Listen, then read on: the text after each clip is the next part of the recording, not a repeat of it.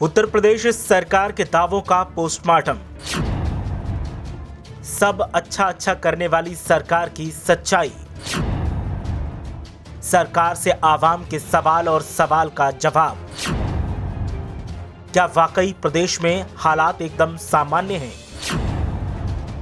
क्या योगी का दावा वाकई हकीकत में सच्चाई बयान करता है? क्या वाकई अफवाह फैलाई जा रही है या सचमुच सच छुपा रही है सरकार? देखिए सरकार के एक एक दावे का पोस्टमार्टम।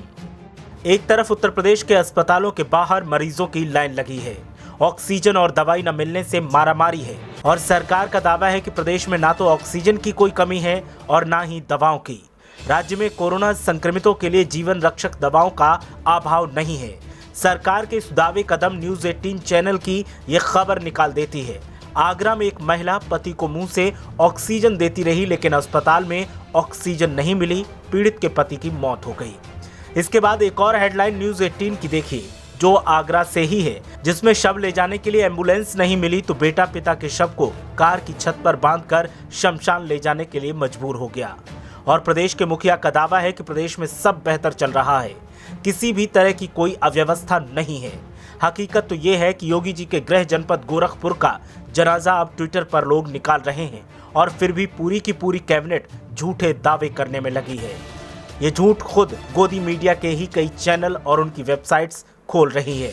और तो और मैनपुरी जिले में एक पूर्व सैनिक की स्वास्थ्य विभाग की लापरवाही के चलते मौत हो गई, जबकि पूर्व सैनिक किसान नेता थे और उनका बेटा बीजेपी का कार्यकर्ता है। नाराज परिवार ने अब धरना देना शुरू कर दिया है, लेकिन सरकार का दावा है सब कुछ अच्छा चल रहा है। मैं मोदी को भी गालियां दे रहा हूँ, योगी को भी गालियां दे रहा हूँ। मैं उनका सपोर्टर हूँ, मोदी योगी का। मैं ये वादा करता हूँ, मेरी दूसरों में जितनी ताकत होगी मैं इनकी सरकार नहीं बनने दूंगा। मैं बदनामी करूंगा। भ्रष्ट सरकार है, मोदी भ्रष्ट है, योगी भ्रष्ट है और इसकी कभी सरकार नहीं बनेगी, ये मेरा वादा है। अब जरा जौनपुर की इस हेडलाइन को देखिए, जो न्यूज 18 ने ही पब्लिश की है। हेडलाइन है कि पत्नी के शव को साइकिल पर लेकर भटकता रहा बुजुर्ग, ग्रामीणों ने नहीं करने दिया अंतिम संस्कार। सवाल इस बात का है कि आखिर प्रशासन कहां सो रहा है। दावा तो बेहद चुस्त दुरुस्त होने का किया जाता है, लेकिन ये दावा हकीकत में फेल क्यों हो रहा है और योगी आदित्यनाथ भी जमकर इसी झूठे दावे के दम पर सेखी क्यों बहार रहे हैं। अब न्यूज 18 की एक और खबर देखिए, जहां ऑक्सीजन की कमी के चलते तीमारदारों ने जाम लगा दिया और सरकार के खिलाफ जमकर नारेबाजी की। अब सवाल इस बात का है कि योगी आदित्यनाथ और उनकी कैबिनेट के लोग झूठ क्यों बोल रहे हैं।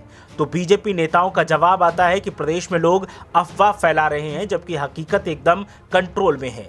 और जब उनसे ही सवाल किया जाता है कि अफवाह फैलाने वालों को आप गिरफ्तार क्यों नहीं करते, जबकि आपके पास तो इतनी बड़ी टेक्निकल टीम है कि आपके मुख्यमंत्री के खिलाफ कोई महाराष्ट्र से ट्वीट करता है और आप वहां से उसे गिरफ्तार कर लेते हैं, जबकि आपके पास NSA जैसा हथकंडा भी है, तो बीजेपी नेता मौन साध लेते हैं।